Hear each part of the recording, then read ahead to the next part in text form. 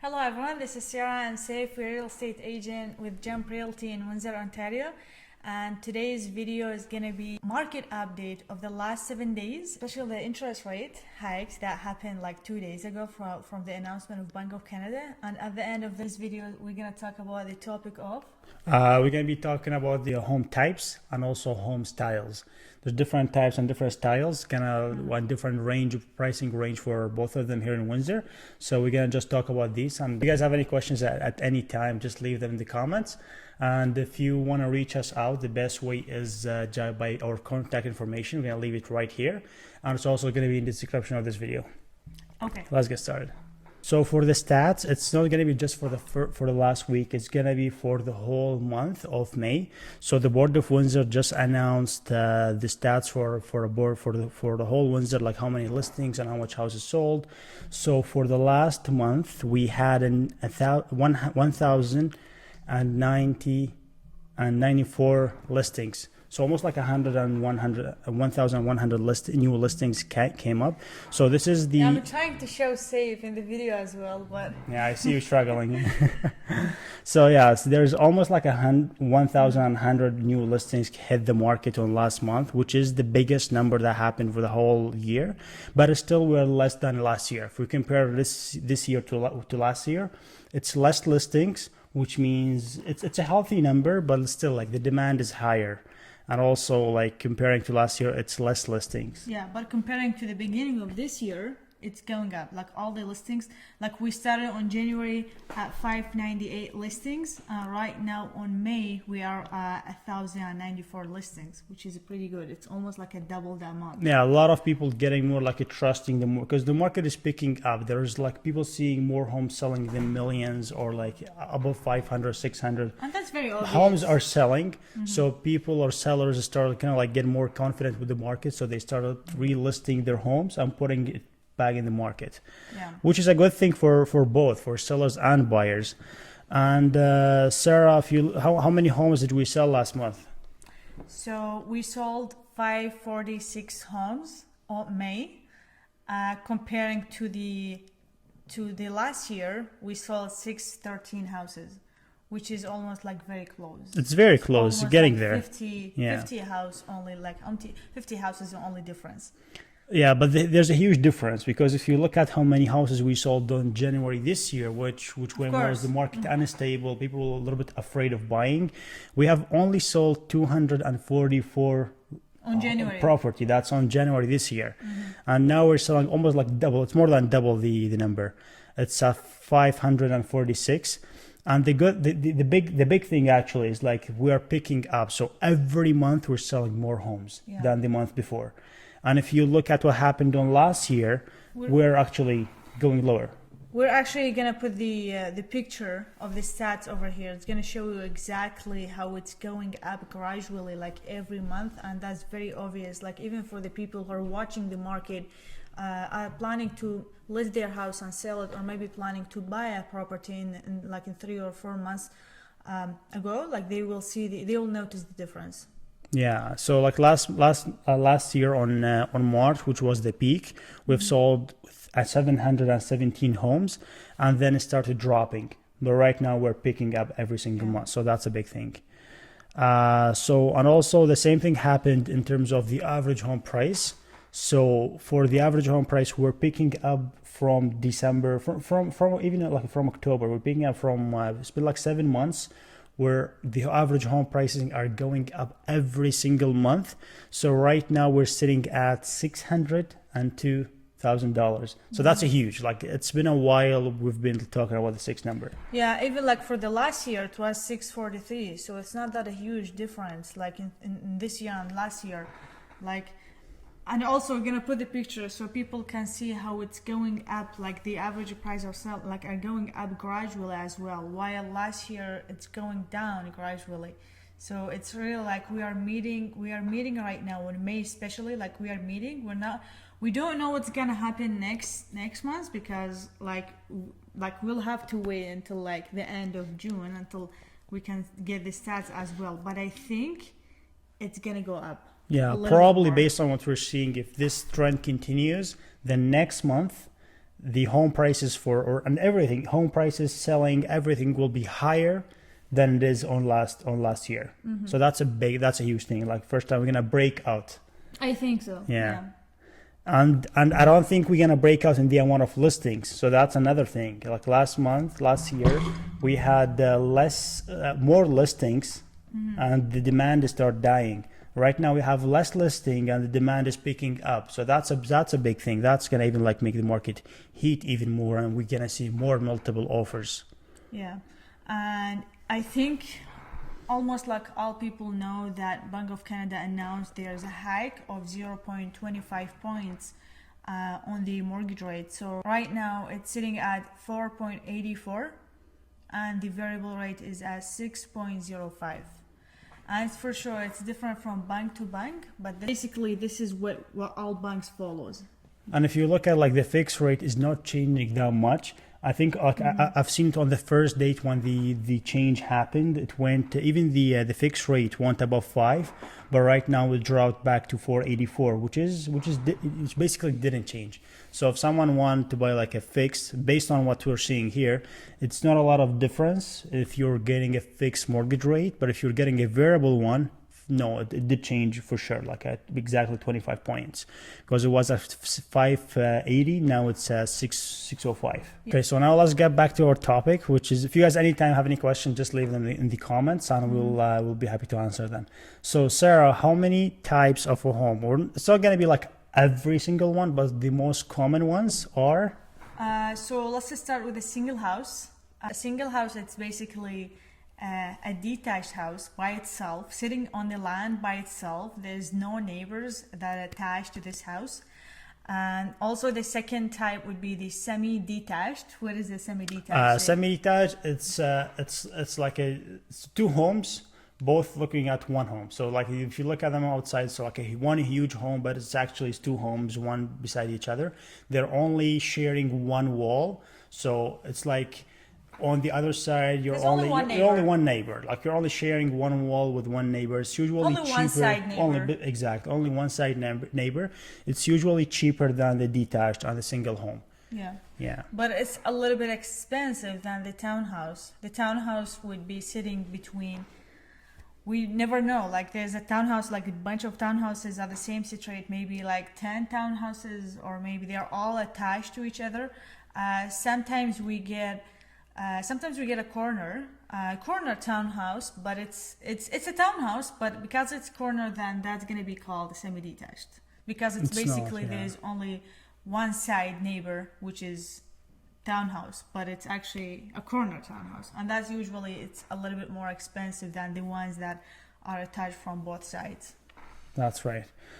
So and also like there's difference between the townhouse and the other type is condo. Most townhouses and condos are within like a corporation, so there's a maintenance fees. You're sharing almost a lot of stuff, like common elements. You're sharing a lot of things with other people.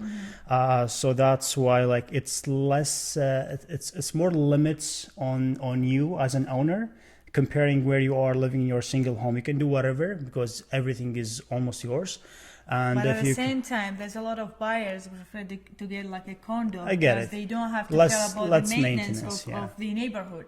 Everything is going to be maintained by this corporation. They don't have to worry about anything, especially like the old people. They don't want to get like they don't want to cut the grass like every week. And even like you have a master insurance, so anything happens to the building, like even if you're living in a townhouse and your roof is suddenly leaking, they will take care of everything outside of your home. Let's go now into like some home styles, because even like if there's a home, like a detached home, there's a lot of styles of that detached home.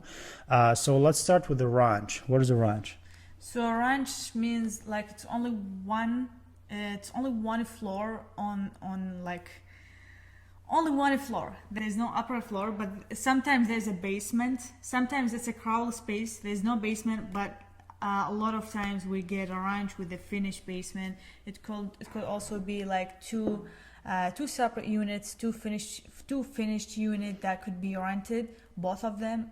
Separate entrance for the basement as well. But for sure, the basement will not gonna be like huge windows or very high ceilings at a race ranch. Saif, what is the race ranch? So raised ranch is it's very similar to a ranch, but it is raised.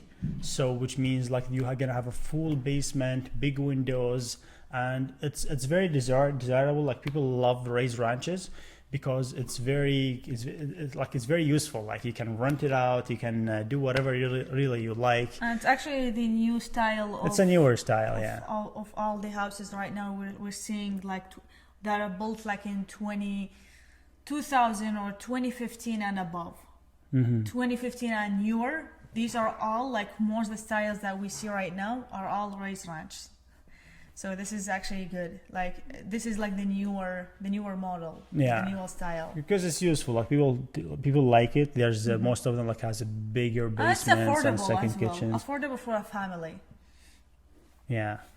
So right now we're gonna go to the two-story home. Two-story is basically a ranch. Is an upper floor, the main floor and the second floor. The main floor is usually only the kitchen, a bathroom, for example, dining area, and on the second floor are the rooms, all the bedrooms. Let's say for 3-4 bedrooms, whatever, how big is the house. And also sometimes it comes with a finished basement. It's not a raised ranch, but it's finished basement, just like a ranch, but there's a second floor. This is the only added bonus. Yeah.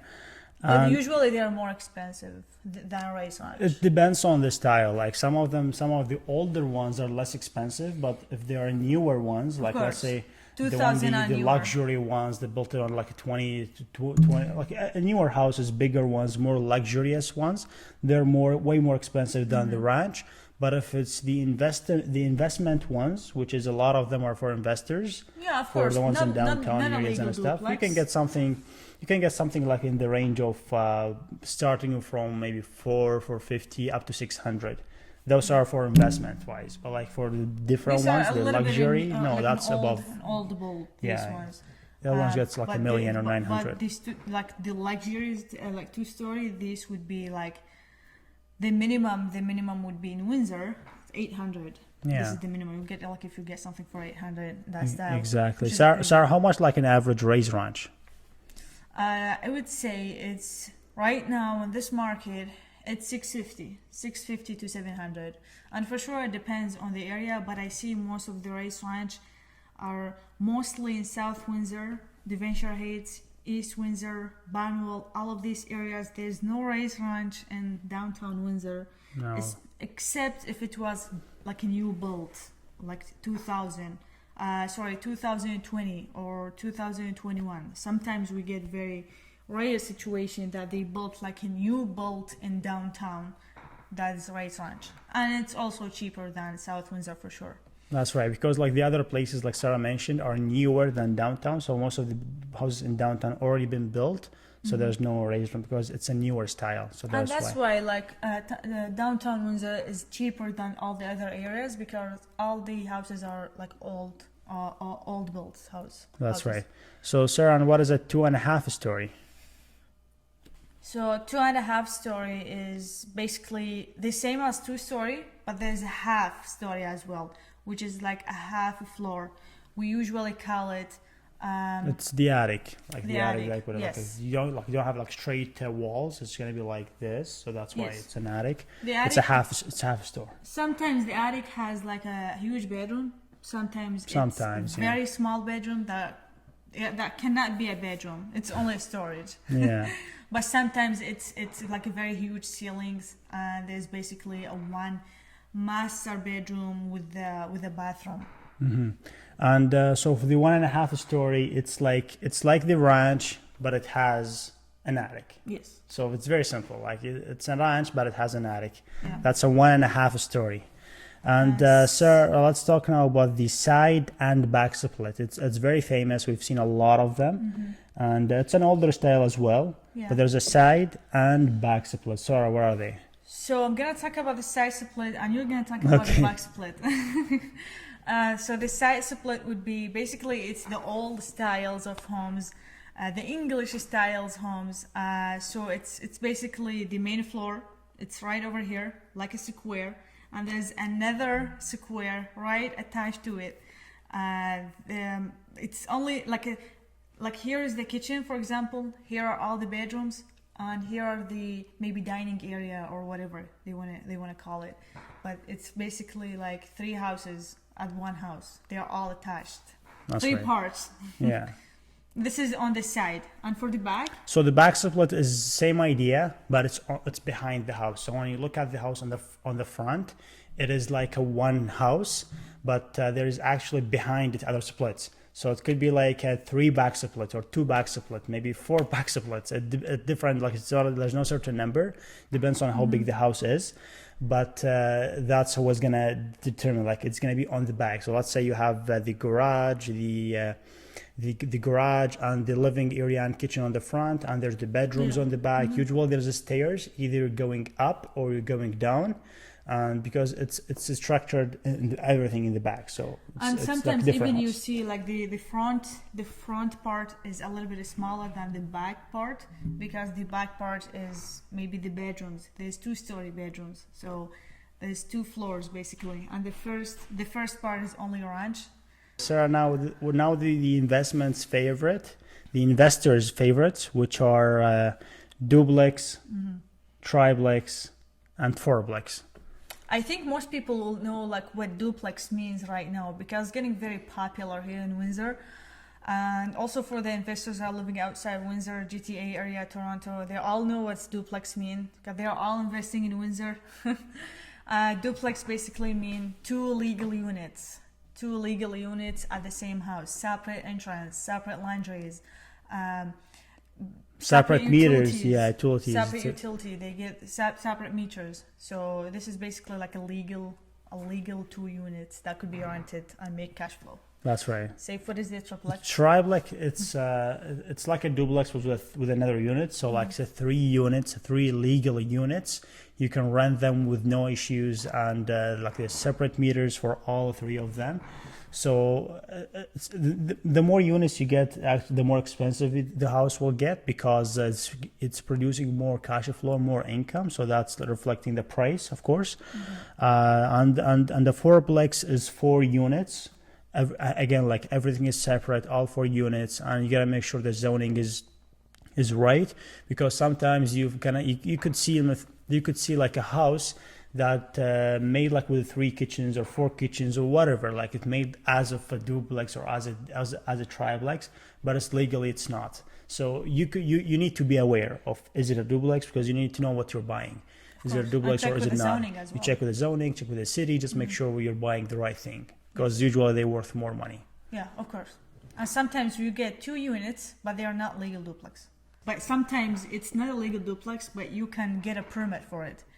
And there's a lot of sellers, they already apply to get maybe a license, to a permit for like their house, change the zoning a little bit, the zoning to make it a legal duplex, but they didn't finish the process, and they listed their house for sale, and maybe the buyer can finish the process and get a permit for it. And I guess we're at the end of the video. If you guys enjoyed watching, give us a like and a subscribe on YouTube, and follow on Facebook and Instagram. Yes.